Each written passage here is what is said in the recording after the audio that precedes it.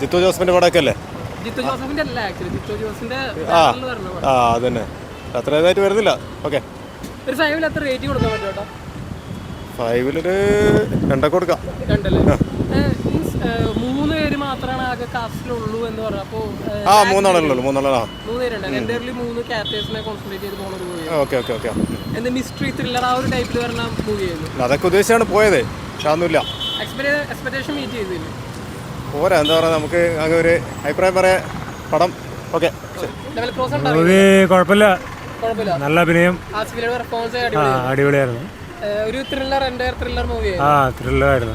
Expectation meet ചെയ്തായിരുന്നു. കുഴപ്പമില്ല, നല്ല ലാസ്റ്റ് വരെ ഒരു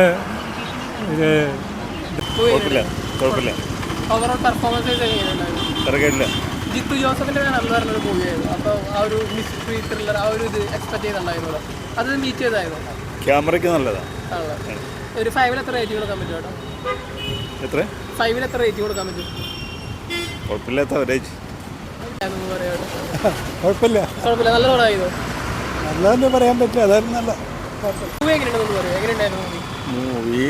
ഒരു അത്ര ഇതൊന്നുമല്ല, ലാഗുള്ള പടമാണ്. ലാഗുള്ള പടമാണ്. മൂവിയാണോ അതോ ഒരു അവാർഡ് ഫിലിം പോലത്തെ ഒരു പടമാണ്, ക്ലാസ് പടം പോലെ. സ്റ്റോറി ഉണ്ടായിരുന്നു. സ്റ്റോറി എന്ന് പറയുന്നത് അതാ പറഞ്ഞ ഒരു ക്ലാസ് പടം പോലെ, പ്രത്യേകിച്ച് വലിയ സ്റ്റോറി എന്നൊന്നും പറയല്ലേ. ജിത്തു ജോസഫിന്റെ ആ ഒരു സ്റ്റൈലാണോ? അല്ലല്ല, അത് വേറൊരു 3 പേഴ്സണുള്ളോ കഥാപാത്രങ്ങൾ. അത് കാരണമാണ് ആ ഒരു ലാഗൊക്കെ അടിക്കുന്നത്. പിന്നെ ഒരു ഫാമിലി എന്റർടൈൻമെന്റ് ഒന്നും പറയാൻ പറ്റില്ല. ഒരു 5-ൽ എത്ര റേറ്റ് കൊടുക്കാൻ പറ്റും? 2.5. നല്ല പടമായിരുന്നു. പോരായിരുന്നു. എന്ത് പറ്റി മോശമാണെന്ന് തോന്നാൻ എന്താ കാരണം? ഒരു 5-ൽ എത്ര റേറ്റ് ചെയ്യാൻ പറ്റും നമുക്ക്? ഒരു 5-ൽ